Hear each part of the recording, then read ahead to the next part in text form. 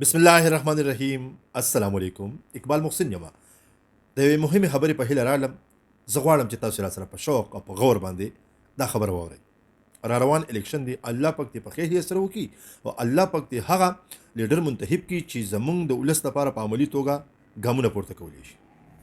په دې معاشره کې درې قسمه خلک وي. یو خو هغه چې هغه نظریه لري و خپل لیډر له بوټ ورکوم. دویم هغه دی چې هغه وایي چې زه به د سره ووټ نه ورکوم. دریم هغه دی چېرې زه به ووټ چاله ورکم. هر یو خپل صفت کوي. نو د هغه دپاره زه د یو وړوکی غونته مثال تېروم، دا راسره په غور به یې واورئ. کوم خلک چې وایي چې زه به ووټ چاله ورکم نو هغه د یو تجربه وکړي. دا تجربې د سیوري د لاندې دا خپل ووټ بیا هغې کس ته ورکړي. مثال په تور باندې زه یو دوکان ته لاړم، زه د ماشوم دپاره بوټان اخلم. ما د دوکاندار وایي چې دا په 2000 راغلي، خو ستا لپاره به زه تاله په 1800 روپۍ درکړم. ما ته 200 روپۍ پرېښودې. دا ما ځان سره نوټ کړه. بیا بل دوکان ته لاړم، هلته هم هغه بوټ هغه کمپنۍ والا خوبهو هغه بوټ ماله بل دوکاندار په 1500 روپۍ قیمت وایي، وایي چې 200 به درته پرېږدم، په 1400 به یې درکړم. هغه مې ځان سره نوټ کړه. او بیا درېیم دوکاندار له لاړم، هغه ته ویم چې ما ته بوټ راکړه او هغه ما ته یو بوټ رالي، همدغه بوټ رالي او ما ته وایي چې دا په 1000 روپۍ په خپله راغلی دی، خو 100 روپۍ به درنه ځکه ګټم چې زما پې خرچه شوې ده په تلو راتلو کرایه وغیره. نو 1100 روپۍ به دغه د 1000 روپۍ بوټ درکړم.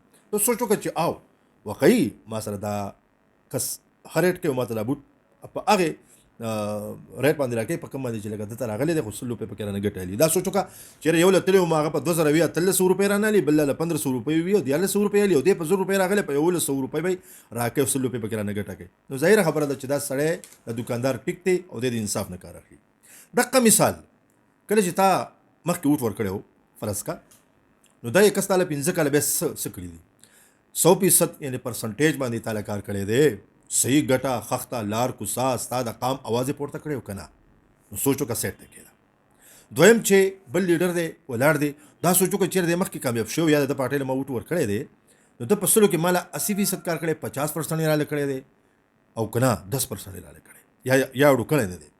بیا دریم هم په ذهن کې راوله چې دله ووټ ورکم د په څه وجه به ورکوم، دی خو مخکې هم ولاړو. نو ته ماله دا کار په عملي توګه باندې څنګه کړی؟ زما نه یې رشوت اخیستی دی، کرپشن یې کړی دی، د قام دپاره په عملي توګه آواز پورته کړی او که نه؟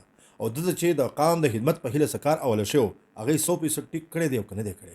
نو سوچ وکړه که چېرې دغې سړي دغې لیډر په عمومي توګه باندې ټیک کار کړی دی، صحیح کار یې کړی دی، د قام اواز یې بدرګه کړی دی، ایوانونو ته یې د دې مظلوم طبقه ولس اواز رسولی دی، په عملي توګه باندې ګامونه پورته کړي دي، د ایمان په هیله هم، د اسلام په هیله هم، د پښتنۍ په هیله هم، د کار روزګار په هیله هم، د انسانیت په هیله هم، چې دا ټولې خوبۍ پکې وي. ستا ووټ ډېر قیمتي دی، هم هغې کس له ووټ ورکړه. په دې کې دویمه خبرې ته سره ضرورت نشته.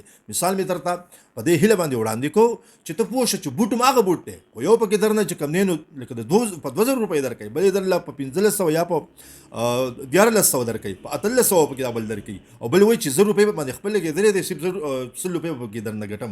نو هغه لیډر چې کوم تاله 100% کار کړی دی، که په 100% کې لږ ډېر کمې راغلي خو یو ځان له خبره ده، خو تاله یې کار په نسبت د نورو ټیک کړی دی، نو ته ماشوم نه یې، ته کونه ګونګام نه یې او ته چاړه هم نه یې، ته ښه د روغ ذهن خاوند یې. خپل ووټ ورکه په عملي توګه باندې هغه خلک دغه ایوانونو ته ورسوه چې کوم ستا لپاره اواز پورته کوي. ډېره زیاته مننه او زه باوري یم چې په دې مثال به پوه شوي یئ. ځان پوه کوئ، ځان نه ماشومان مه جوړوئ. ووټ ورکئ او د زړه د اخلاص یې ورکئ، هر یو ګوند یې چې ورکوئ.